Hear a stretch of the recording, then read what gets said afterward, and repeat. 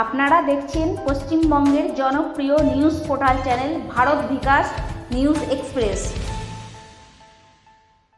নমস্কার।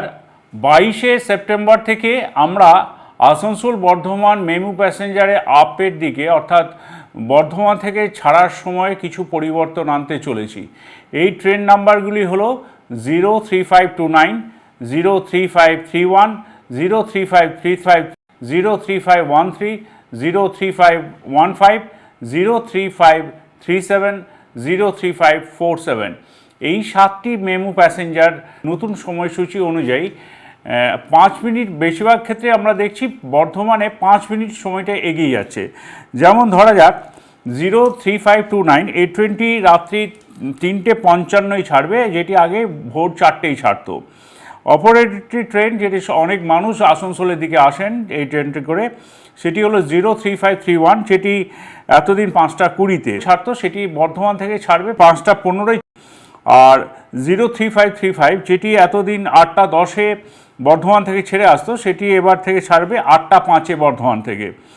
আর 03513 এবার থেকে 9:45-এ ছাড়বে, যেটি আগে 9:50-এ ছাড়তো।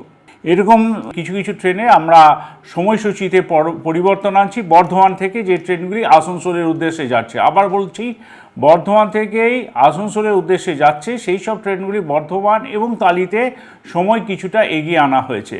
কিন্তু অন্যান্য স্টেশনের ক্ষেত্রে, যেমন ধরুন পানাগড়, মানকড়, দুর্গাপুর, অন্ডাল, রানীগঞ্জ বা আসানসোলের ক্ষেত্রে কোনো সময়সূচি, কোনো পরিবর্তন হচ্ছে না। শুধুমাত্র 03533 এবং 03519 এই দুটি মেমু প্যাসেঞ্জার বর্ধমান থেকে আসানসোলের মধ্যে সময়সূচিতে কোনো রকম কোনো পরিবর্তন হচ্ছে না। এই যে পরিবর্তনটি হচ্ছে, এটি 22শে সেপ্টেম্বর থেকেই চালু হচ্ছে। আশা করি এতে বর্ধমানের প্রচুর মানুষ উপকৃত হবেন।